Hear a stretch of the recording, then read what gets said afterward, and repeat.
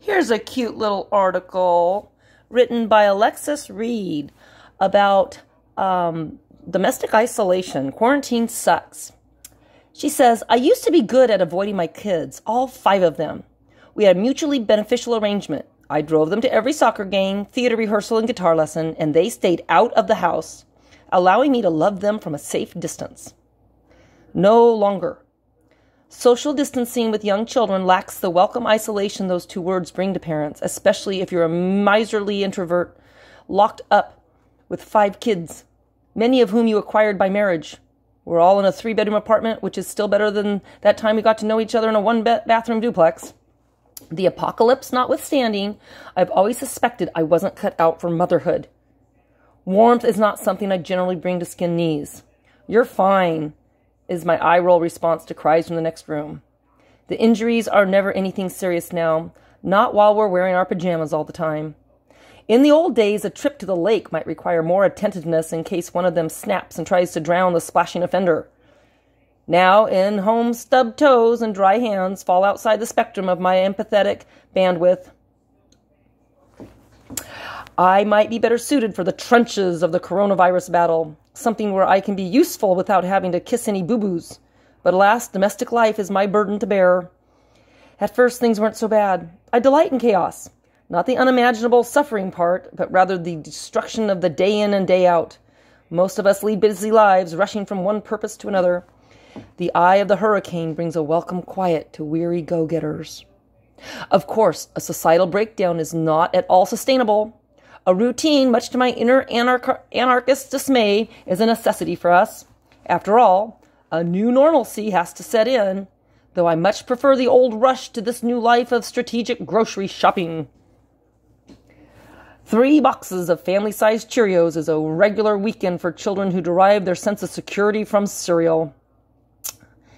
Yep, I have 8 children. I know all about how much food kids can go through. With limits placed on the quantities of food you can buy, I started taking advantage of the free school lunch program. Oh, no. Though it took me 2 weeks to gather the courage to go down to the school and ask for 5 lunches. I can remember those days. I was afraid someone would call me out for being a liar and a thief. No one under 5'3" and ripped jeans has that many kids. Ha! Why don't you try 8? Most people don't believe it when I tell them I have had 8 kids. The first week of distance learning, I spent the mornings playing IT support, bouncing from one glitchy Zoom meeting to the next, secretly hoping one of them would get hacked just long enough to break the trance of their sour breath. Actually, there's a church that's suing Zoom because it got hacked with some pornography. That's kind of funny. I don't recommend going to church and taking your kids to church. You never know what they're going to get exposed to. The 3rd grader accidentally changed the language of her assignment into something impenetrable, but I had already spent my last bit of energy convincing the youngest that spoons, not fingers, were the proper utensils for applesauce. And so I retreated to my 2nd shower of the day. Self-care and cheap distractions are necessary, now more than ever. Exercise and eating peanut butter by the spoonful are both excellent modes of escape. I do not, however, suggest the vortex of social media. Twitter is a playground for the paranoid. Yeah, I'll talk about Facebook. Just the other day, I read that we should be microwaving our mail. Not only is this fake news, it's a fire hazard. I don't even own a microwave, thank goodness. I simply decided to stop getting the mail altogether. It only took 1 kid to cough over the taco bar for me to hide in my room for 18 hours with 2 battery-powered metal rods wrapped in wet paper towels, willing the virus and 5G signals away with finely tuned electromagnetic frequencies. I read how to do this on the internet. A warmer May brings a sense of wide-open spaces. Our community pool is still closed, but the kids can rollerblade and bike around the neighborhood. They have colored the sidewalks with pastel flowers of blue and yellow, competing with neighborship children in a distant game of tic-tac-toe. Encouraging and familiar messages in sloppy cursive line the walkway up to our door. Stay safe and smile. Stay home and save lives. Quarantine sucks. Yeah, it does. Especially when you don't have access to your children. And they're in quarantine with your ex-abuser. It sucks. Anyways, onwards and upwards. Homeward bound. Unbound. Homeward unbound. Well, let's see here. Support the Eugene Weekly. Yes, I like the Eugene Weekly. Pledge should be a water watcher. Watchful eyes save lives. May is Water Safety Month. You are welcome, my ex-husband, for helping you learn how to swim after you threw a glass of water in my face.